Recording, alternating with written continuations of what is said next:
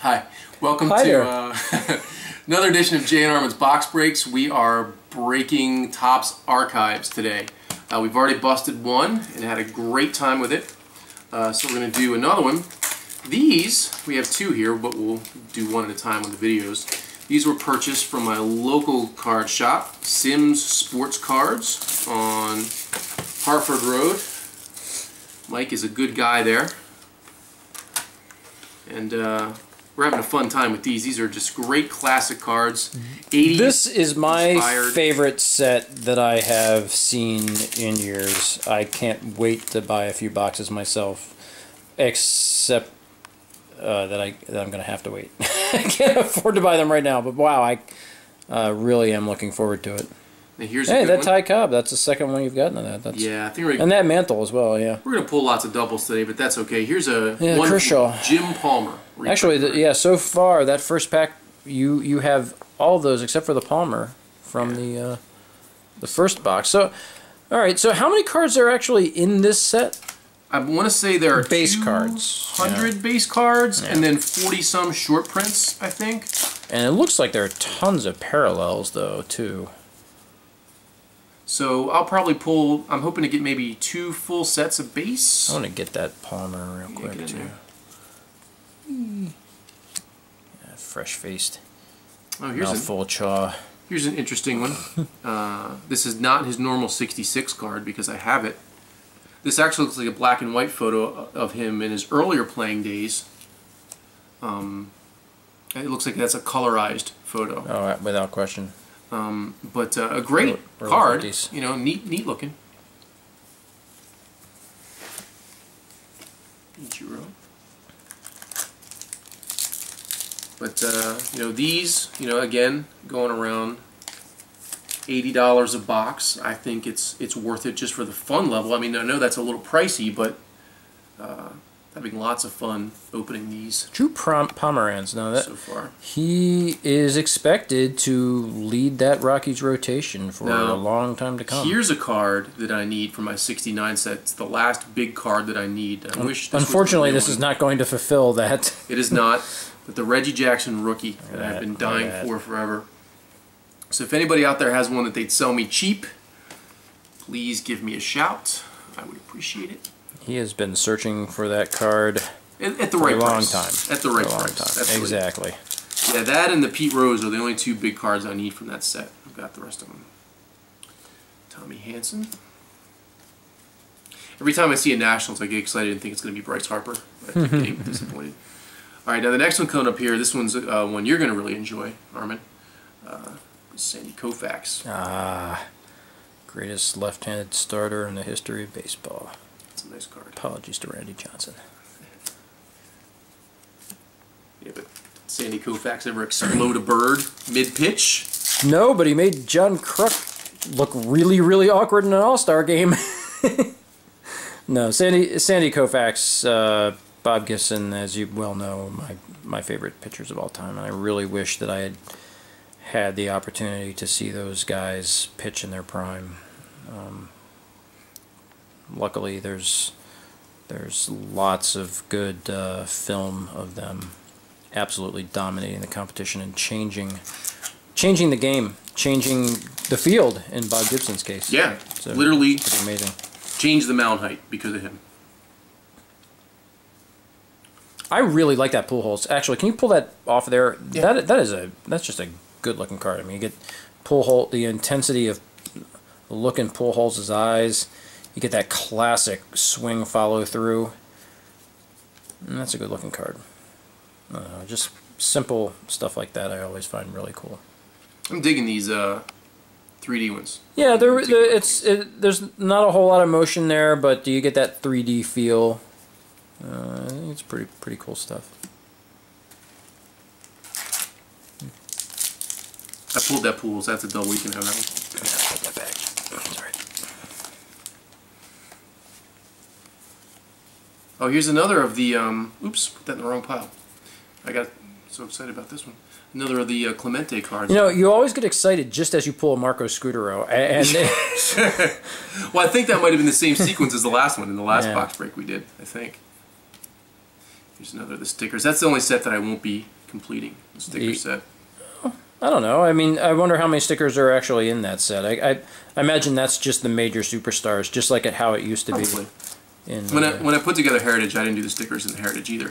And they're kind of similar to that. I just wasn't a fan. I'm a completist. What can I tell you? Yeah, I usually am too, but... Soto. Tom Seaver. Bautista. Dan Heron. Oops. Reggie Jackson.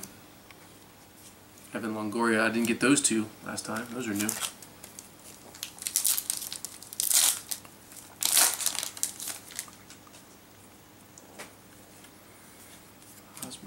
I just love the 84 set. Rivera. Catfish Hunter. Oh, hey, here we go. This is a nice looking one. Cal Ripken 84 reprint. Favorite 84 Cal Ripken card? Topps, Fleer, Donruss. Go.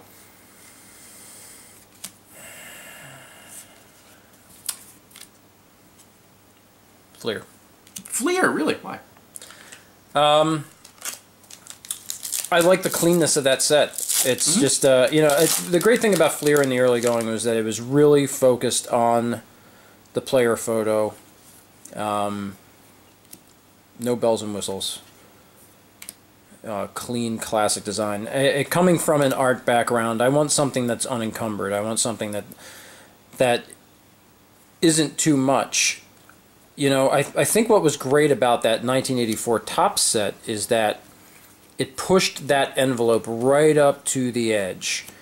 It gave, you know, the 83 and 84 sets had just enough going on. I think that they really were perfect sets. I agree.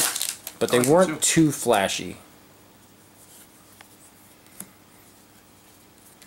But the classic design of some of those early 70s top sets, I mean, really spoke of the times in a way that cards since, from the 80s on, really haven't. Particularly in the 90s. Once I got to the 90s, I got so caught up in just mass flashy. Well, the flashy. I'm looking at it from a graphics standpoint. From, you know, it's like, hey, this is what we can do in Illustrator and slap on a card design, and you know, the simpler the better. This is kind of cool. It's Roy Halladay in his throwback jersey for the decal. That's kind of neat. That is cool. Yeah. It's kind of neat. You know, I love that Phillies jersey. You know, Me too. it's hard to say that as somebody who watched the Orioles play those '83 Phillies in the World Series, but At least we won. that was a cool uniform. That sky blue and the. I saw a fella wearing Scripty P. when I went to the Nationals game the other weekend, I saw a fella wearing a Rose jersey. Yeah. It was nice. I think here's our first cloth sticker of this box, Verlander. It's nice.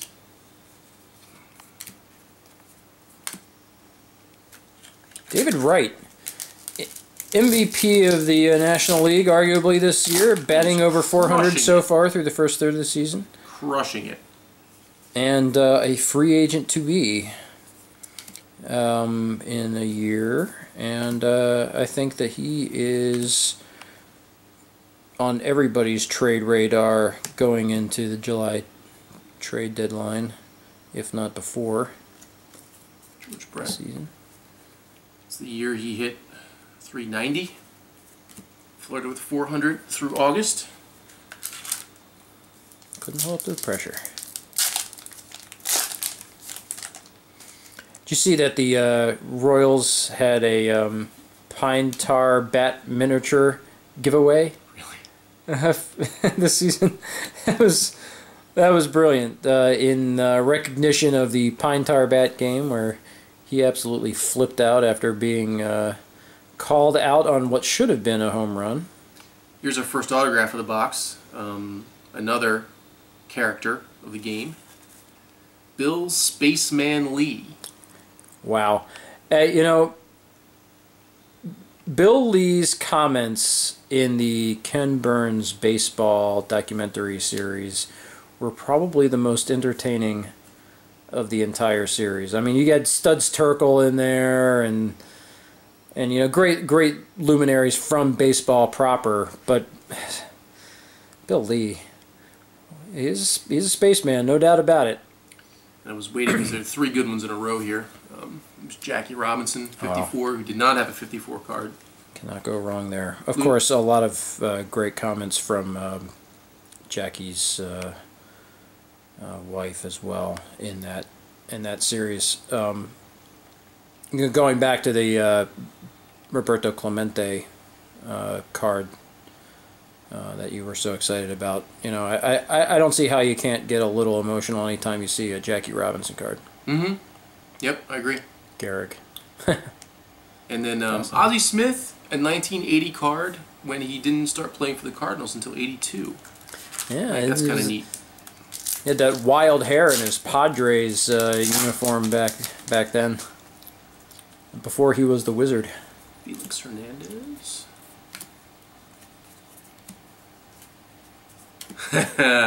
You know, Topps missed the boat on this one. Oscar Gamble, but no afro. Well, you know, the guy had a career without it, man. But Oscar Gamble will always have the afro for me. Yeah. His 76 card, when he's with the Indians, one of the best baseball cards ever. Well-documented card, often reprinted. I don't think there's any complaint there, I'm sorry. That's the hockey stick design. Yeah.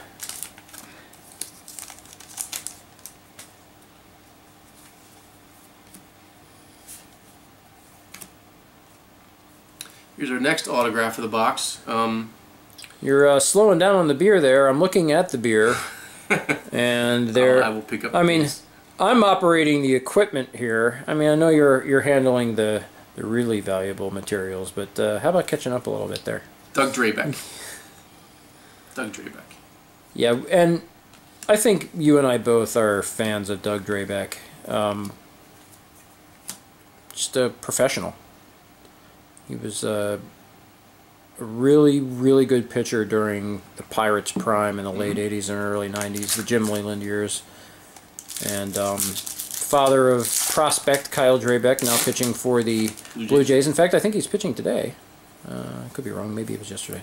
Probably my least favorite autograph that we've gotten so far, but yeah, it's still pretty cool. I mean, because I think that is nice. What I like about that autograph is it's from the time when we were at the peak of our baseball fandom. 91, yeah. Cecil Cooper. Gotta like that.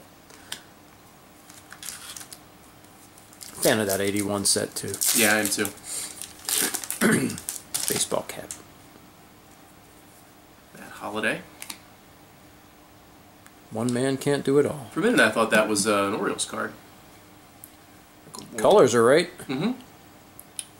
Oh man, for a minute I thought this was another. Not that I know what the Orioles would do with Jason Hayward. I guess I'd have to put him in left. Willie McCovey. And then here's a neat one. Babe Ruth. Ah, look at that. 84 Babe Ruth. Holy cow, you're never going to believe this one. Phil Rizzuto? I just wanted sure an enough. excuse to say holy cow. There he is. Holy cow! Poor Ike Davis is about ready to get sent back to the minors, I think. I think the entire Mets franchise is about to be sent back to the minors. Yeah, they got a couple good players, but they are not great. David Wright can't do it all, and you know, Johan Santana has shown signs of coming out of a funk, but it's just it's unfortunate that he's pitching the best he has in the last few years on such a sorry nice team. Gold parallel. Jim Rice. That's nice. Ken Griffey. Get a good angle on that one. Wow, wow! This is suddenly turned into a Syd Barrett era Pink Floyd video with the refractor on that. Whoa! That is some psychedelic stuff. All right. I tend to prefer the Gilmore years.